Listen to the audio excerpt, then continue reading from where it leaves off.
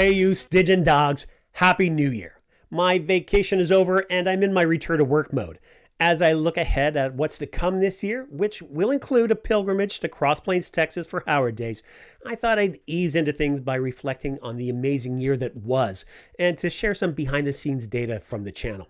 And ultimately to offer a sincere thanks to all of you for sharing in this adventure. Now, all said and done, I posted 43 Conan and Robert E. Howard related videos over the previous 12 months. I'm not even sure how I did that. These videos generated 66,000 views and over 1.4 million impressions. Total watch time came in at 4.1 thousand hours. So that's about 171 days, which is kind of wild, really. And when you view the hourly stats, by the middle of the year, my videos were being watched by someone on the planet pretty much every hour of the day. So that's pretty neat and perhaps oddly disconcerting. We are a modest mongrel horde, but we're a growing one. The channel accumulated 828 subscribers through the year, bringing our pack to a total of 1,287 dog brothers and sisters. And yes, the channel skews to the dog brothers at over 99% male viewership. Unsurprisingly, the audience skews a little older demographically, with the bulk being between 45 and 50 years old. The majority of you hail from the United States of America, followed by my Canadian brethren, those in the UK, Brazil, and Spain. And you may be wondering, yes, between the view time and subscriber count, the channel was monetized in October. I guarantee that I will not be getting rich, but it's nice to offset some of the costs that I spend on the hobby. And when a payment finally comes through, I'm sure that I'll be purchasing something Conan related to share with all of you. Of the 43 videos I've posted, the most viewed was my Savage Sword of Conan #1 video with 8,539 views. And while I'm proud of each and every video that I produce, beyond the monthly reviews, overviews, and retellings, and many of those are really special to me, there were some big highlights from the year. My two-part conversation with Jim Zub was really special to me. Jim was amazingly generous with his time. We talked about Conan, Dungeons & Dragons, so much more. But come on, going into this, I never really thought that I'd be talking to the current King of Conan on my own channel for so long. And it was awesome being able to share it with all of you. It received great reception. I had a smile on my face for weeks, so many thanks to Jim for that moment and for his continuing support. My conversation with Jeffrey Shanks was another high point. You'll be familiar with Jeffrey Shanks from his essays in the monthly comic series, the essays in the Blackstone miniseries, and his comic writing debut in the Savage Sword of Conan #4 with his Conrad and Kirwan story. We spoke about Conan, Robert E. Howard, Howard Days. We even touched upon his day job as an archaeologist. There's so much in that interview that I actually forget. And really, we could have gone on and on. I need to welcome Jeff back so that we can continue talking about the Beyond the Black River, something that we got into once I stopped recording. Again, I smiled for days, bemused at how this hobby was opening up new experiences and connections. It was getting surreal. So thanks, Jeff. I appreciate your work and the time that you share with the community. Now, a large project that I'm particularly proud of was my Battle of the Mists video. This is the one where I compare the Crawler in the Mists from 1976 and Crawler in the Mist 1980. This was a very thorough and time-consuming analysis. It was dozens and dozens of hours in the making. It was fascinating to take such a deep dive into the material and to be able to document things in such detail. I consider it a pretty nifty piece of comic book scholarship, if I may be so bold. And this is a topic that is not yet finished, as a new contender has entered the fray. So stay tuned for that.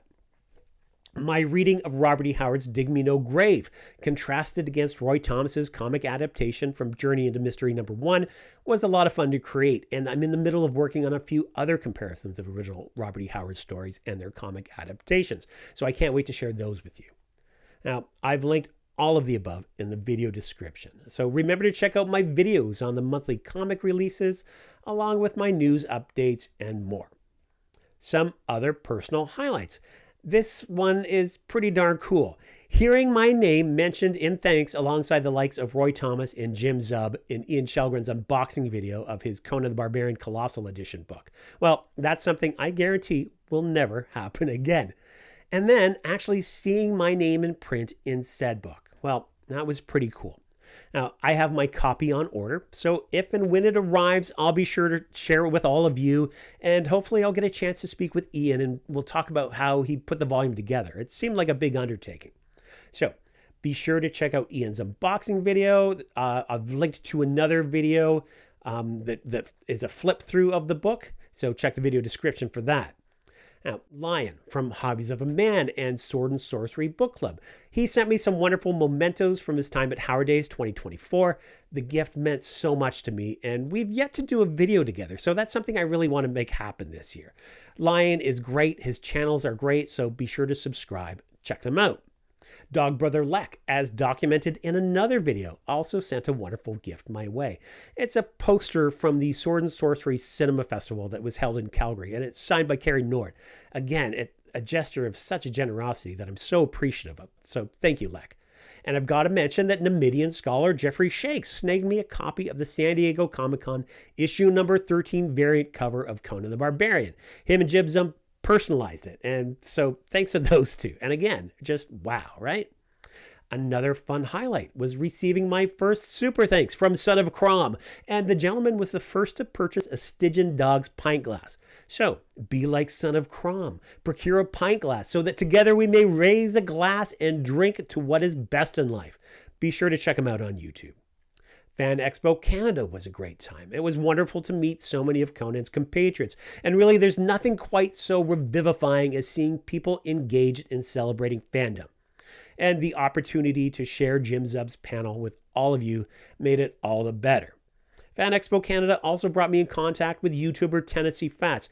Make sure you subscribe to him. It was a reunion that was about 25 years in the making, and something that was really meaningful to me. And the year saw me connect with all of you, the familiar names and faces in the comments section and on X that I truly consider to be friends and compatriots, supporters, even if we disagree on things. The folks I connect with in my DMs, people from around the world that share their thoughts and time with me. I appreciate each and every one of you, and thank you for your support as I explore and share. So, what can I say about this past year? It's been pretty unbelievable.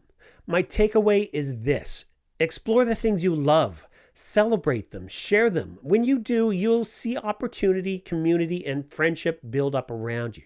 Try new things, take chances, be weird. It was a really wild year, and I consider myself blessed to have been able to experience what I have, with thanks owed to all of you.